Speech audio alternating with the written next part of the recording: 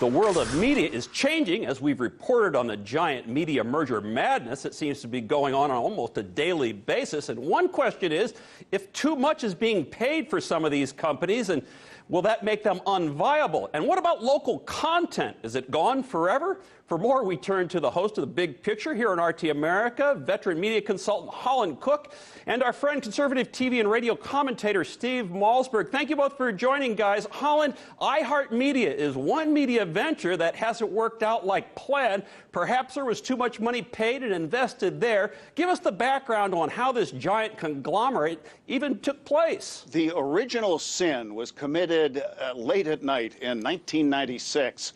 Tacked onto an otherwise unrelated telecom act was radio deregulation.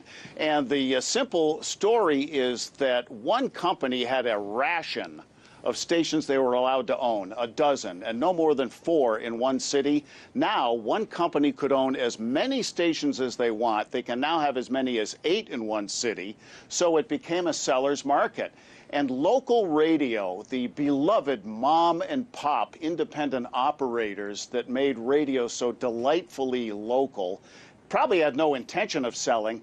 They're all down in West Palm now because along came Clear Channel, now called iHeart, and some of the other big groups who wildly overpaid in this feeding frenzy.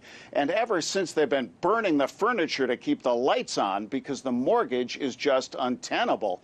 And that's why it's hard to find local news or local DJs on a lot of AM/FM stations. And Steve, I mean, we always talk about you, conservative TV and radio commentator. You've hosted programs on some of these stations, and even where you are, we look at the background there in our studio in New York. I mean, a lot of local content's been lost there, right?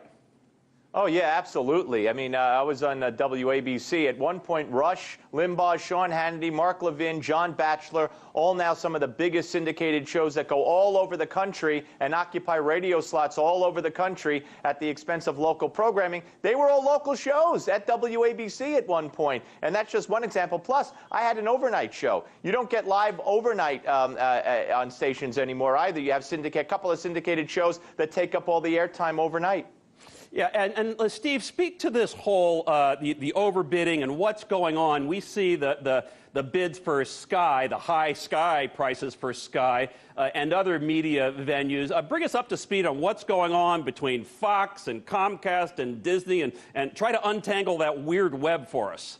Well, Comcast, of course, finally just recently dropped out of the bidding for Fox. Disney will be buying the assets of Fox.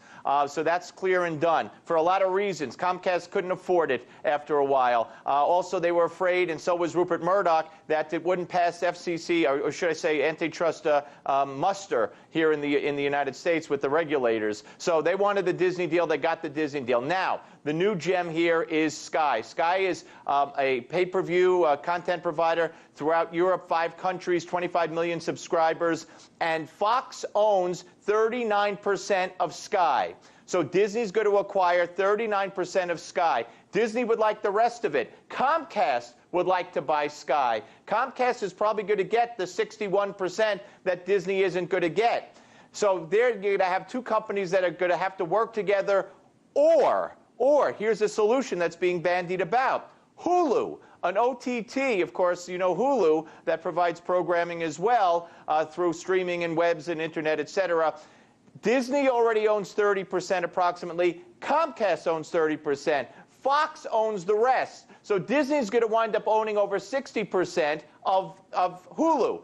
So Comcast will keep their 30. How about Comcast gives their rest of Hulu to Disney? Disney owns all of Hulu, and the 39% of Sky goes to Comcast. Comcast will own all of Sky.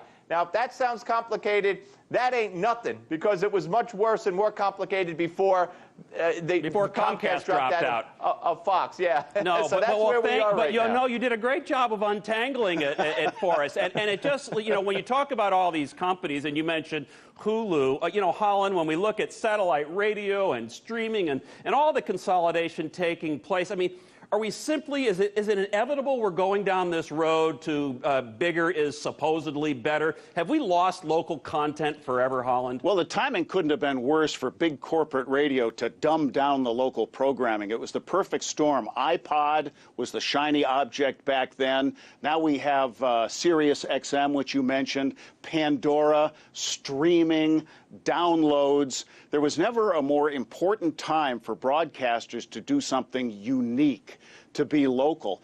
For years, we have seen Warren Buffett buying up small-town newspapers. A lot of that's driven by high school sports. He has content you can't get anywhere else.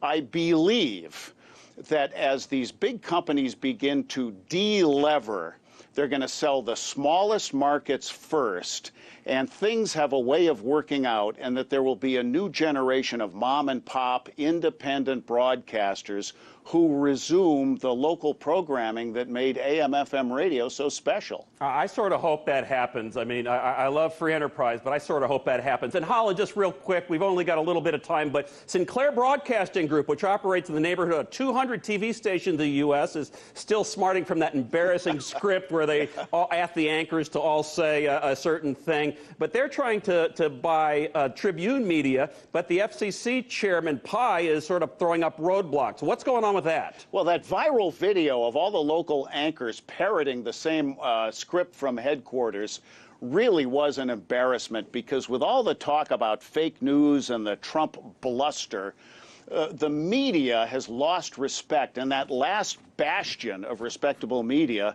is local content.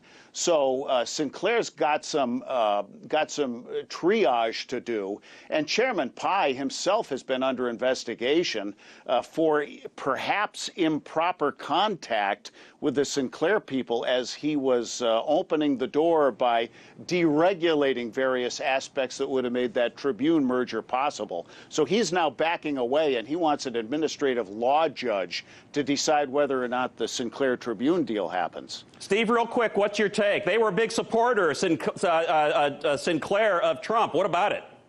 Well, what they're objecting to now, what the FCC is objecting to, with the sale of 3 stations in Chicago, Dallas, and Houston, all going to an owner that has that have ties to each other. That, you know, it's kind of different owners, but they all have a common interest, and that's really what's holding it up. So if they could rectify that, and with the help of the law judge, as Holland alluded to, I think this could still get done.